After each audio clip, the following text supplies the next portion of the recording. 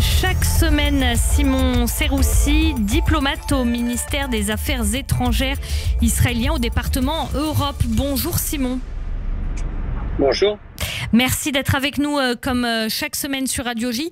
311e jour de guerre en Israël et l'attaque de l'Iran se fait toujours attendre. Mais alors que ces derniers jours, il était question finalement que l'Iran ait peut-être renoncé, finalement, changement de braquet ces dernières heures, l'Iran s'apprêterait à attaquer Israël. Qu'est-ce qui se passe? C'est l'Iran qui a changé d'avis ou c'est les informations d'Israël qui sont plus précises qu'auparavant?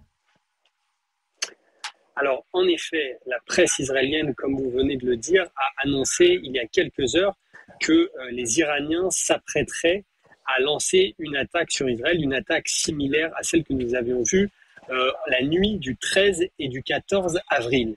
Alors, encore une fois, selon les journalistes israéliens, ces informations proviennent de mouvements, notamment au niveau des armes et des missiles iraniens qui ont été remarqués par les différents services de renseignement. En Israël, on se prépare donc à une attaque, autant d'un point de vue défensif qu'offensif. Il faut rappeler que l'armée et les différents services de sécurité et de renseignement sont en alerte maximale depuis maintenant plus de 10 jours afin de faire face à une potentielle attaque venant de l'Est. Simon Seroussi, il a souvent été question depuis le 7 octobre de la solitude d'Israël. On l'a souvent vu avec, comme récemment, cette frappe du Hamas, avec le bilan du Hamas communément partagé pour accuser Israël d'avoir frappé une école, d'avoir fait 100 morts. Mais là, à chaque fois, quand il y a des velléités d'attaque d'Israël par l'Iran ou que l'Iran passe vraiment à l'acte, comme en avril dernier, on voit toute une coalition se former autour d'Israël. Comment vous expliquez cette différence de traitement entre une attaque de l'Iran, qui finalement a des mandataires autour d'Israël, dont maintenant le Hamas qui attaque aussi Israël, et que quand ça vient de l'Iran lui-même, tout est différent? En effet, Eva, c'est un point très juste. Vous savez, il y a une grande différence entre l'opinion publique, entre la manière dont les médias traitent certaines informations, entre une guerre localisée comme la guerre entre Israël et Gaza et des grandes questions stratégiques géopolitiques internationales. Une frappe iranienne sur Israël et une riposte israélienne qui sera, d'après les déclarations des leaders israéliens, extrêmement forte, changerait la donne complètement au Moyen-Orient, aurait le potentiel de créer une guerre, d'initier une guerre régionale, voire mondiale, aux conséquences dramatiques, et donc les pays occidentaux, qui savent très bien de quel côté se situe le régime des mollahs iraniens et de quel côté se situe Israël, prennent position de façon extrêmement claire. Premièrement parce que Israël défend les intérêts de l'Occident dans la région, et cela tout le monde le sait, malgré les critiques que l'on peut voir dans l'opinion publique et dans la presse. Et deuxièmement, parce que l'Iran est une menace pour l'ensemble des pays démocratiques, des démocraties libérales, à la fois par les valeurs que la République islamique véhicule, mais aussi par ses tentatives de créer des séries d'organisations terroristes qui menacent les intérêts occidentaux partout à travers le monde. Vous avez parlé de la possibilité d'une guerre mondiale, c'est le mot que vous avez employé. On voit mal, pour l'instant, de façon concrète, en quoi une attaque de l'Iran sur Israël pourrait provoquer une guerre mondiale, puisque c'est les termes que vous avez employés. En tout cas, une guerre régionale extrêmement violente qui pourrait s'élargir. Il faut rappeler que dans cette coalition, il n'y a pas seulement Israël, les États-Unis, d'autres pays occidentaux, mais aussi certains pays de la région. La Jordanie, certains pays du Golfe, selon la presse, auraient déjà fait partie de la coalition en avril qui a arrêté l'attaque iranienne. Et de l'autre côté, l'Iran, ses proxys terroristes à travers la région, et c'est tout le Moyen-Orient qui pourrait s'enflammer. On sait ensuite que les États-Unis sont derrière Israël, on sait que l'Iran a une relation très forte avec la Russie et a aussi une relation notamment économique avec certains pays asiatiques comme la Chine. Donc les ramifications d'une guerre régionale, en tout cas, seraient extrêmement larges et les conséquences très importantes. Est-ce que l'Iran en a conscience de ça? Vous savez, les Iraniens, les Perses sont une grande civilisation. Malheureusement, ils ont un régime aujourd'hui sanguinaire qui n'est pas à la hauteur de l'histoire et de leur civilisation. Mais les Perses sont une grande civilisation et je pense que le leadership iranien a conscience du déséquilibre des forces aujourd'hui. Et en face d'eux, il n'y a pas seulement Israël avec des armes extrêmement sophistiquées, autant défensives qu'offensives, mais aussi les États-Unis qui amènent énormément de bateaux et de ressources dans la zone et d'autres pays occidentaux. Mais malheureusement, ce leadership ne fonctionne pas toujours de façon rationnelle, ou en tout cas selon notre rationalité à nous.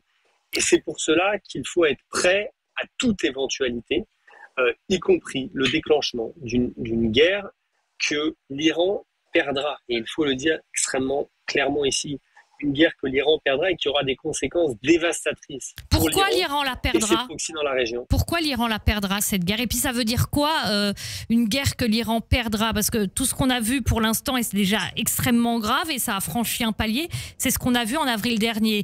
Il y a une attaque, il y a une riposte, mais on a du mal, attaque, riposte, à appeler ça déjà une guerre. Vous, quand vous dites l'Iran va perdre la guerre, concrètement, ça veut dire quoi? Sans rentrer dans des détails opérationnels, Israël et l'armée israélienne ont les capacités de se défendre, ont des capacités offensives extrêmement développées, font partie d'une coalition et d'une alliance de nations, notamment de nations occidentales, qui ont une présence extrêmement forte au Moyen-Orient. Et en face de ça, l'Iran, son armée de l'air, ses capacités antiaériennes ne font absolument pas le poids. Même si, et il faut le dire encore une fois, à travers ces proxys terroristes, ces armées terroristes dans la région, l'Iran a la capacité d'infliger des dégâts extrêmement importants à Israël. Et c'est une des raisons pour lesquelles nous faisons extrêmement attention et nous faisons tout pour éviter cette guerre, une guerre que nous ne voulons pas. Mais alors si nous sommes forcés et poussés à intervenir, et je finirai ma phrase là-dessus, nous défendrons de façon extrêmement ferme.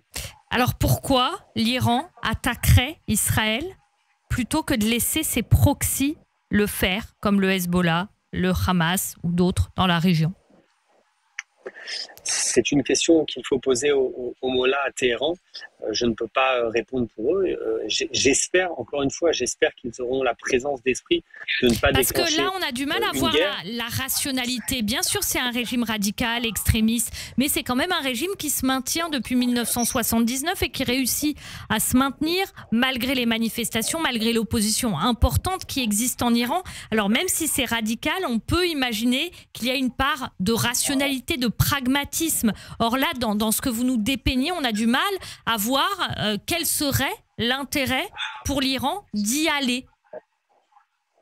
Encore une fois, je ne dis pas que l'Iran va frapper Israël. Je dis que d'après les derniers rapports que l'on voit, notamment dans la presse, l'Iran se préparerait en tout cas à une attaque. Et dans ce cas de figure, Israël répondrait de façon extrêmement ferme. Est-ce que ça peut être aussi un moyen de pression psychologique? Parce que c'est dur pour les Israéliens. Il y a déjà la guerre du côté de Gaza, il y a les pressions dans le nord avec le Hezbollah, maintenant l'Iran qui pourrait attaquer. Il y a une forme aussi de harcèlement d'Israël, même s'il n'y a pas d'attaque.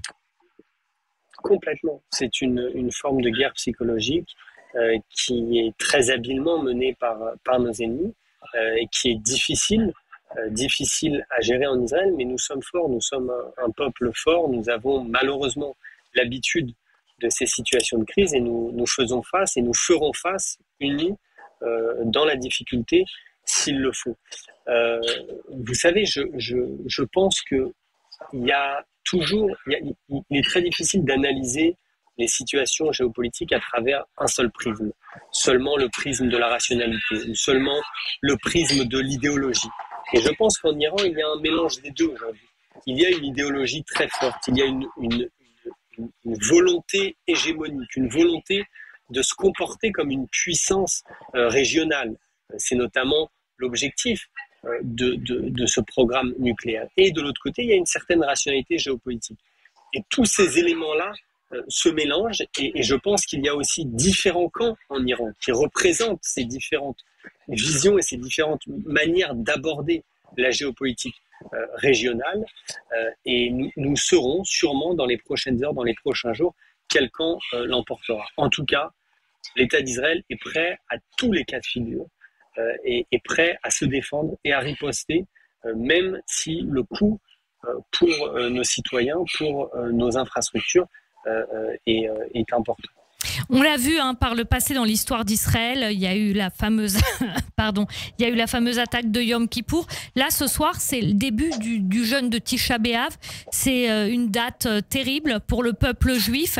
Est-ce que, d'après vous, ça amplifie en tout cas les risques de menaces d'un point de vue stratégique d'un pays qui serait ennemi d'Israël, comme on a pu le voir malheureusement dans le passé concernant des fêtes juives ou Yom Kippour, cette fameuse attaque?